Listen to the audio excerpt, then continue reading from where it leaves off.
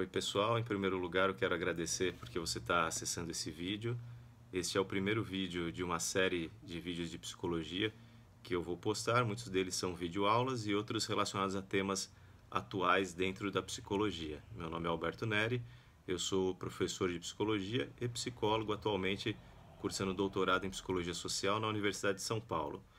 Bom, essa nossa primeira aula, ela é um resumo de um assunto que nós temos estudado em sala de aula e é um tema, a disciplina ela é chamada Psicologia e Saúde Coletiva ou Psicologia e Saúde Pública. Algumas universidades utilizam esse nome.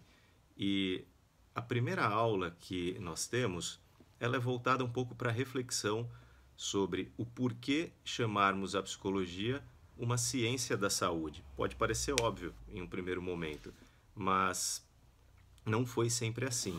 Na verdade, a psicologia ela é uma ciência que ela está na interface das ciências da saúde, da filosofia, da sociologia, e por muito tempo as pessoas entenderam que a psicologia ela era muito mais uma ciência humana e social do que uma ciência biológica ou da saúde. E de fato é difícil definir. O que nós podemos dizer é que a psicologia ela é ambas as coisas. Ela tanto é uma ciência social e humana, como ela é também uma ciência biológica e da saúde.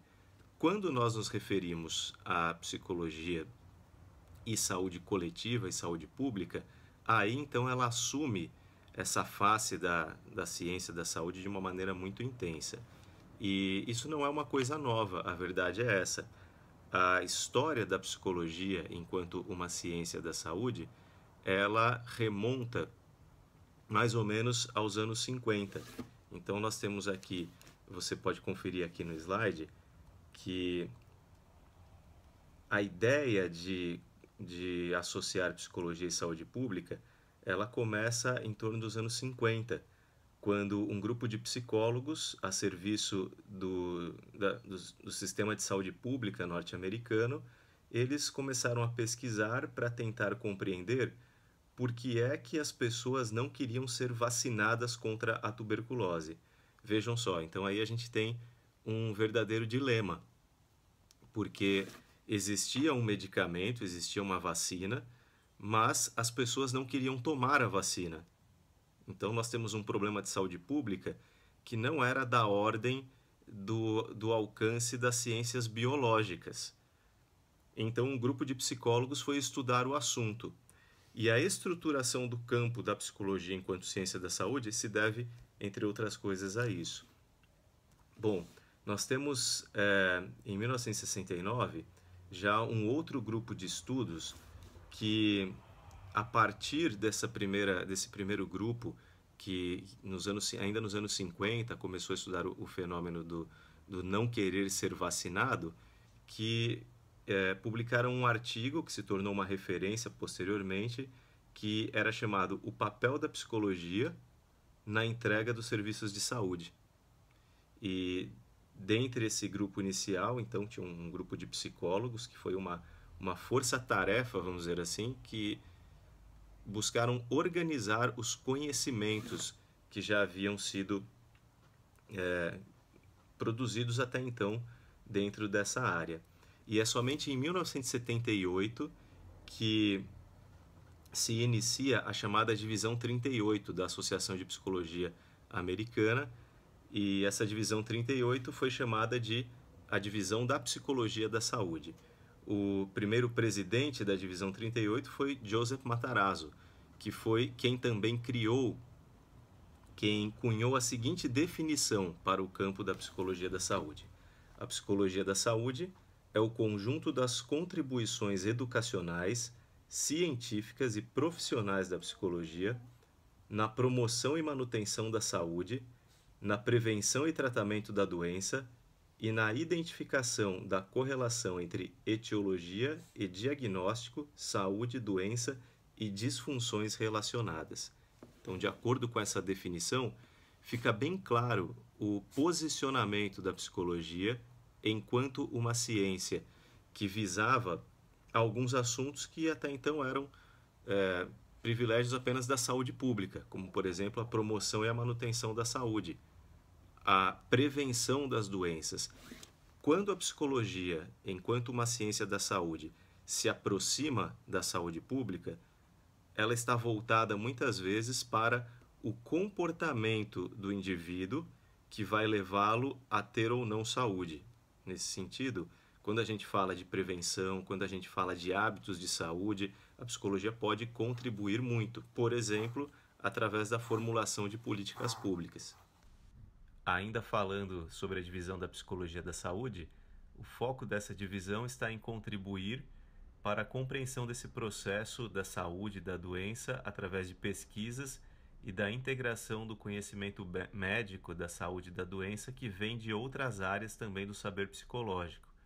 Ela também está voltada para a promoção da educação e serviços em psicologia da saúde e para informar a comunidade psicológica e biomédica, assim como o público em geral, sobre os resultados das pesquisas e serviços atuais na área. Em outras palavras, a área da psicologia da saúde ela está voltada tanto para pesquisa, para descobertas, mas também para a informação da população. E assim ela acaba tendo algumas áreas de atuação, como por exemplo a própria compreensão da etiologia, a promoção e a manutenção da saúde, diagnóstico, tratamentos. Ela estuda os fatores psicológicos, sociais e emocionais e comportamentais que afetam a saúde física e mental, e através desses conhecimentos, desse foco, ela pode contribuir na melhoria do sistema de saúde e na formulação de políticas públicas. Então vejam só, a área, mais uma vez, a área da psicologia da saúde, ela se constitui principalmente voltada para a saúde pública. Então, o psicólogo da saúde, obviamente, ele pode ter uma atuação na área da pesquisa ou em um nível mais individual, mas o foco principal é a sua atuação dentro da saúde pública.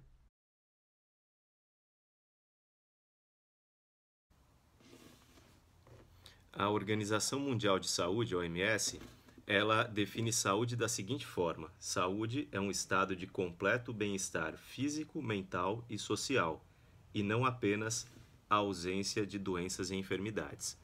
Bom, essa é uma definição que em um primeiro momento ela foi uma definição positiva, porque vejam só, ela está trazendo o conceito de que saúde não é apenas a ausência de doenças, mas ela é muito mais do que isso, ela é um estado de bem-estar físico, mental e social. Por outro lado, essa definição da OMS, ela traz a saúde como um ideal, uma situação de bem-estar que às vezes foge um pouco à realidade. Em outras palavras, quando é que as pessoas, no geral, elas estão desfrutando de um bem-estar físico, mental e social, tudo ao mesmo tempo? Então, é difícil as pessoas passarem por situações desse tipo, onde tudo está bem em todos os aspectos da vida. Nem por isso podemos dizer que a pessoa está doente. Mas trazendo um pouco isso para a saúde mental, que é a área da psicologia, a partir da definição de saúde da Organização Mundial de Saúde, o que nós diríamos então? Diríamos que a saúde mental é um completo estado de bem-estar mental? A ausência de conflitos emocionais, por exemplo? Será que poderíamos dizer alguma coisa desse tipo? O fato é que a noção de saúde e doença da OMS, ela também traz algumas dificuldades na compreensão. Mesmo porque, vamos pensar assim, em algumas visões da psicologia, como por exemplo a psicodinâmica, o conflito ele não é necessariamente algo patológico. O conflito ele é necessário, não somente na visão psicodinâmica. Em boa parte das visões humanistas, por exemplo, e fenomenológicas, da mesma forma. O conflito ele faz parte de um desenvolvimento saudável. Então, o indivíduo que está em conflito emocional, psicológico, ele não deve ser classificado como enfermo. Na verdade, ele está vivendo uma condição natural. É difícil para o psicólogo definir o que é normal, o que é o estado de normalidade. Quais critérios nós usaríamos, por exemplo? Existe um critério científico para dizer o que é normal e o que é patológico em termos de saúde mental. Para isso, você precisa acessar os manuais. Você entra lá no DSM, por exemplo, você tem ali critérios, muitas vezes ancorados na estatística, ancorados em como a sociedade enxerga aos estados de saúde mental. Ali você tem uma espécie de um checklist onde você tem critérios a serem preenchidos. Mas será que saúde mental é só isso? Nós não podemos nos esquecer, por exemplo, que aquilo que é normal ou anormal, ele é afetado também pelo contexto social. Então, o psicólogo, quando ele entra na saúde pública, até mesmo por conta da sua formação e por conta do seu embasamento teórico, ele precisa ter uma visão diferente daquela de outros profissionais de saúde, justamente porque ele possui uma formação social e filosófica, além da formação em saúde. Então, cabe ao psicólogo trazer à tona, por exemplo, numa equipe de discussão multidisciplinar, os aspectos sociais, os aspectos filosóficos e epistemológicos por trás de uma conceituação daquilo que é saúde e doença. Lembrar que o processo saúde/doença ele é afetado por condições socioeconômicas, culturais, ambientais, pelas condições de vida e trabalho da pessoa, sofre influências sociais e comunitárias, fatores relacionados com o estilo de vida, além de outros itens como a idade, o gênero, a própria hereditariedade. Enfim, são muitos fatores que vão afetar a conceituação, o julgamento, a avaliação daquilo que é normal e daquilo que é patológico. Por exemplo, se nós formos pegar um indivíduo que afirma ter visões, afirma conversar com animais, ouvir vozes, conversar com árvores, à luz de um critério estritamente científico, nós poderíamos começar a diagnosticar esse indivíduo. Nós poderíamos começar a dizer que ele tem um transtorno dissociativo, algum tipo de esquizofrenia e por aí vai. Mas se nós formos analisar, por exemplo, e descobrir que esse indivíduo ele é o pajé de uma tribo indígena, será que nós poderíamos classificá-lo como anormal? Na realidade, no contexto no qual ele vive, essas situações pelas quais ele passa, elas são valorizadas, elas são consideradas coisas importantes, assim como todas as outras culturas xamânicas. As culturas xamânicas, o pajé ou o xamã, ele assume um papel de líder, um papel de sacerdote, e possuir essas características de transcendência é algo quase que essencial, é um pré-requisito para que ele cumpra esse papel. Então vejam só, na nossa cultura ocidental, isso é patológico. Na cultura xamânica, isso é considerado algo valorizado, uma vantagem, um privilégio. Percebem como não é fácil dizer o que é normal e o que é anormal? E a psicologia ela tem como missão e como obrigação, quando ela está dentro de um contexto de saúde pública, trazer à tona esta discussão. O profissional da psicologia, dentro de um grupo de outros profissionais da saúde, ele tem a obrigação de ser aquele que vai sempre lembrar desse tipo de avaliação.